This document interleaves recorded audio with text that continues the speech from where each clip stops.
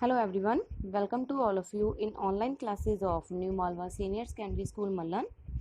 Today we are going to start chapter 5th Coal and Petroleum of class 8th. So let's start, okay? Students, in 4th chapter we discussed about term material. मतलब आपने 4th chapter में metal and non metal में एक material term explain की थी, okay? Material क्या होता है? Material are substances. मटेरियल क्या होते हैं? सब्सटेंसेस होते हैं that we use in our daily life. मतलब कई तरह के सब्सटेंसेस होते हैं जिनको हम अपने डेली लाइफ में यूज़ करते हैं। एंड मटेरियल और substances from which some are exist naturally in nature. मतलब कुछ सब्सटेंसेस क्या होते हैं, कुछ मटेरियल्स नेचर में नेचुरली एग्जिस्ट करते हैं and some materials are human made. Okay, so according to this, material or resources are divided into two kinds. First one is natural and second one is man made. So natural substances क्या होते हैं? Substances like air, water, soil, mineral, forest, etc. all are made naturally. मतलब ये सभी substances क्या होते हैं? Naturally बन जाते हैं. Okay, so these substances or these resources are called natural resources. But substances like fan, refrigerator, television, computer, etc. all are made by human. So these are all called man-made. Okay, but now today we discuss only about natural substances. Okay, so now on the basis of availability of natural resources, मतलब जो natural resources हमें किस form में available होती हैं उसके base पे natural resources को हम दो कैटेगरीज में डिवाइड करते हैं. Okay, so first type is inexhaustible natural resources and second one is exhaustible. Okay, natural resources की टू टाइप्स होती हैं, inexhaustible natural resources and second one is exhaustible natural resources. Okay, so first inexhaustible natural resources क्या होती हैं? These resources are present in unlimited quantity in nature.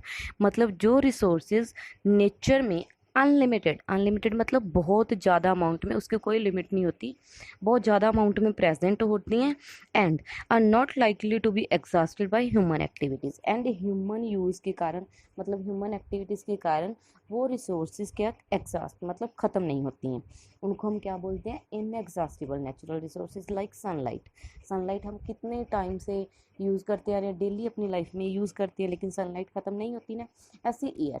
Okay, सो जो चीज़ें मतलब जो रिसोर्सेज हम अपनी डेली लाइफ में कॉन्टीन्यूसली यूज़ कर रहे हैं, बहुत सारी जनरेशन उसको यूज़ कर रही हैं एंड वो ख़त्म नहीं होती हैं, उनको इनएग्जॉस्टिबल नेचुरल रिसोर्सेज बोलते हैं. और दूसरी है एग्जॉस्टिबल नेचुरल रिसोर्सेज क्या होती हैं?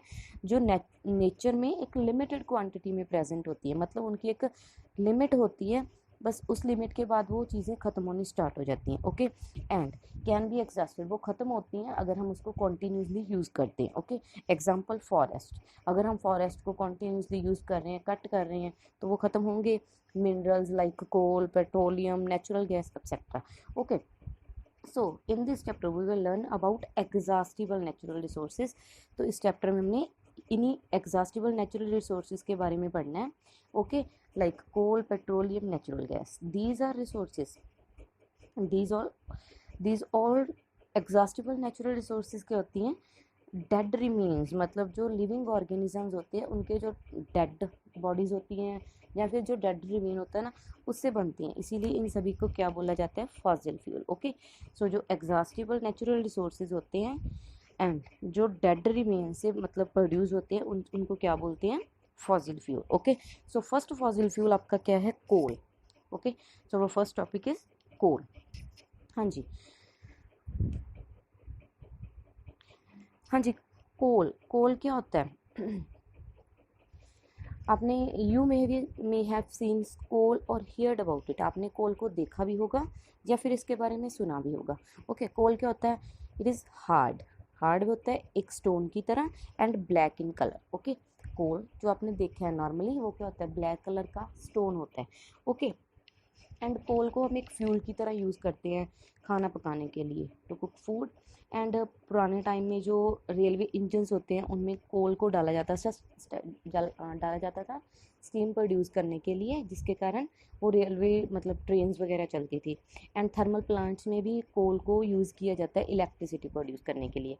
इसलिए हम कोल कह सकते हैं कि कोल एक ऐसा फॉसिल फ्यूल है जिसको हम अपनी डेली लाइफ की बहुत सारी एक्टिविटीज़ को करने के लिए यूज़ करते हैं, बहुत सारी इंडस्ट्रीज में इसको यूज़ किया जाता है। But now one question arise from here, आपके दिमाग में एक क्वेश्चन आया होगा, where do we get coal from, हमें कोल कहाँ से प्राप्त होता है and how is it form, और ये कैसे बनता है। ओके तो इसके पीछे एक छोटी सी स्टोरी है कोल की, सुनो।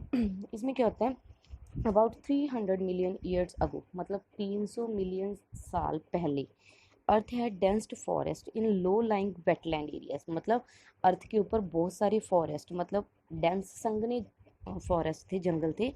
बट कुछ natural processes like flooding, earthquake, उनके कारण क्या हो गया, जो फॉरेस्ट क्या हो गए, got buried under the forest, वो मतलब सॉइल के नीचे दब गई। ओके एज मोर सॉइल डिपॉजिटेड ओवर देम, जितनी ज़्यादा सॉइल उसके ऊपर डिपॉजिट हो गई वो कंप्रेस होने स्टार्ट हो गई, मतलब उनके ऊपर प्रेशर बनना स्टार्ट हो गया।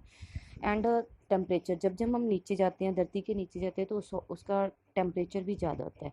और यहाँ धरती के नीचे टेम्परेचर ज़्यादा होने के कारण एंड प्रेशर ज़्यादा होने के कारण वो जो डेड प्लांट्स, मतलब जो प्लांट्स नीचे दब गए थे, फॉरेस्ट नीचे दब गए थे, वो डेड हो चुके थे, वो किस में स्लोली थोड़े टाइम बाद किस में कन्वर्ट होने स्टार्ट हो जाते हैं, कोल में। ओके कोले में मेनली क्या होता है, कोल में क्या होता है, मेनली कार्बन होता है एंड एंड वेजिटेशन के कारण, मतलब इन प्लांट्स के कारण डेड वेजिटेशन का स्लोली कोल में कन्वर्ट होना, उसको हम क्या बोलते हैं, कार्बोनाइजेशन। ओके सो ऐसे हम कह सकते हैं कि कोल कैसे बनता है, मतलब कुछ समय पहले कुछ नेचुरल प्रोसेसेस के कारण जो प्लांट्स वगैरह नीचे धरती के नीचे दब गए, धरती के नीचे ज़्यादा टेम्परेचर और प्रेशर होने के कारण वो कोल में कन्वर्ट हो जाते हैं। ओके सो अब मैंने आपको पहले भी बताया कि coal is processed in industries में इसको यूज़ किया जाता है। जब इसको इंडस्ट्रीज़ में यूज़ करते हैं तो इससे बहुत सारे प्रोडक्ट्स आगे बनते हैं, जैसे coke, coal tar and coal gas. मतलब जब कोल को इंडस्ट्रीज़ में यूज़ किया जाता है तो उससे आगे प्रोडक्ट्स बनते हैं, कौन कौन से, coke, coal tar and coal gas. So first one is coke क्या होता है, it is a tough porous and black substance, मतलब कोक क्या होता है, एक टफ सा हार्ड सा कह लो ब्लैक कलर का सब्सटेंस होता है एंड ये कार्बन की प्योर फॉर्म होती है, जो कोक होती है कार्बन की प्योर फॉर्म होती है। एंड इसको कोक को मेनली स्टील बनाने के लिए यूज़ किया जाता है एंड बहुत सारी मेटल्स को एक्सट्रैक्ट करने के लिए इसको यूज़ किया जाता है। सेकेंड वन इज़ कोल टार क्या होता है, एक थिक लिक्विड होता है, मतलब पानी की तरह एक लिक्विड होता है बट थोड़ा सा थिक, संगना कह लो, एंड ये भी कलर में ब्लैक होता है और इसकी स्मेल बहुत गंदी सी होती है, अनप्लीजेंट स्मेल होती है।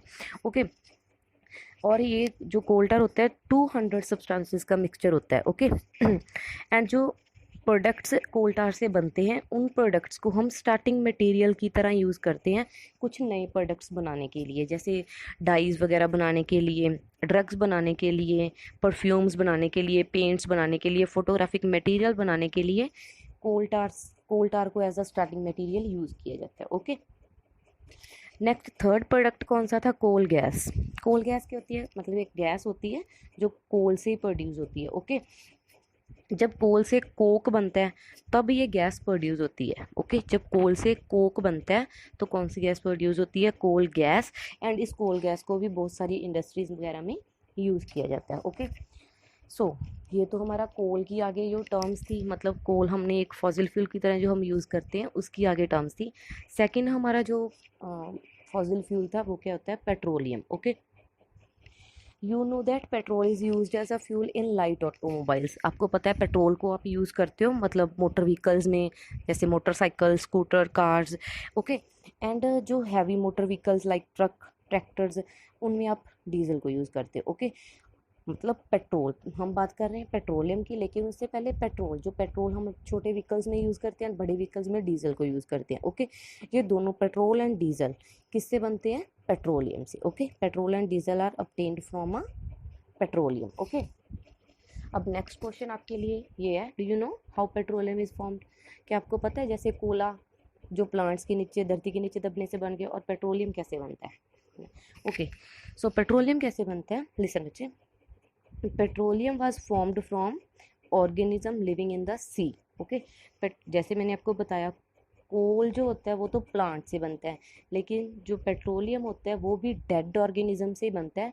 लेकिन जो डेड जीव जंतु होते हैं मतलब लिविंग ऑर्गेनिज्म जो सी मतलब समुद्रों में रहते हैं। ओके, जैसे ये ऑर्गेनिजम्स मर जाते हैं और समुद्रों में जैसे ये मर जाते हैं तो ये भी नीचे धरती के नीचे जाने लगते हैं, जिसके कारण उनके ऊपर भी एक सॉइल की लेयर बनने लगती है। ओके, सैंड एंड क्ले की लेयर बनने लगती है।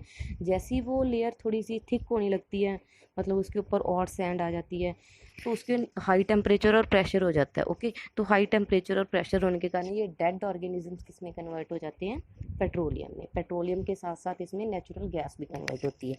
Okay, so petroleum and natural gas किससे बनती है, जो डेड लिविंग ऑर्गेनिजम्स होते हैं उनसे, जो मतलब समुद्रों वगैरह में रहते हैं। Okay, so next topic is refining of petroleum. Refining of petroleum मतलब पेट्रोलियम को रिफाइन करना, उसको साफ करना। सो आपको पता ही है पेट्रोलियम क्या होता है, डार्क ऑयली लिक्विड होता है, बट इसकी अनप्लीजेंट ओडोर होती है एंड इसमें बहुत सारे कंपोनेंट्स मतलब कॉन्स्टिट्यूएंट का मिक्सचर होता है। मतलब पेट्रोलियम में बहुत सारी, मैंने आपको पहले बताया पेट्रोल और डीजल किससे बनता है, पेट्रोलियम से। उसी तरह पेट्रोल और डीजल की तरह पेट्रोलियम में और भी चीज़ें होती हैं, जैसे petroleum gas, lubricant oil, paraffin wax, ये सभी चीज़ें होती हैं, डीजल, पेट्रोल। तो इन सभी चीज़ों को पेट्रोलियम से सेपरेट करना होता है।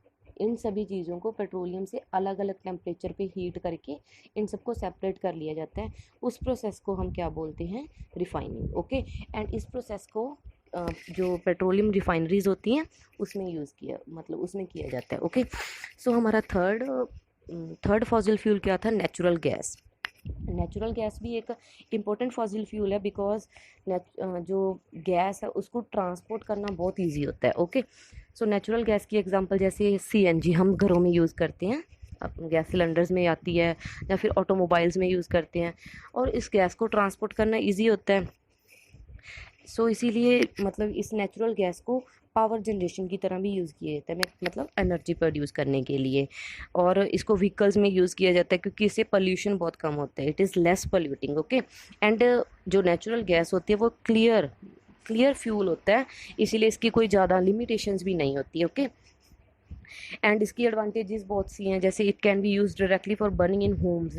इसको हम बर्निंग के लिए घरों में, फैक्ट्रीज में डायरेक्टली यूज़ कर सकते हैं। एंड जो मतलब पाइप्स वगैरह होती है ना, उनके थ्रू इनको ईजिली ट्रांसपोर्ट भी किया जाता है। Okay, so these all are natural fossil fuels that we use in our daily life, and these are very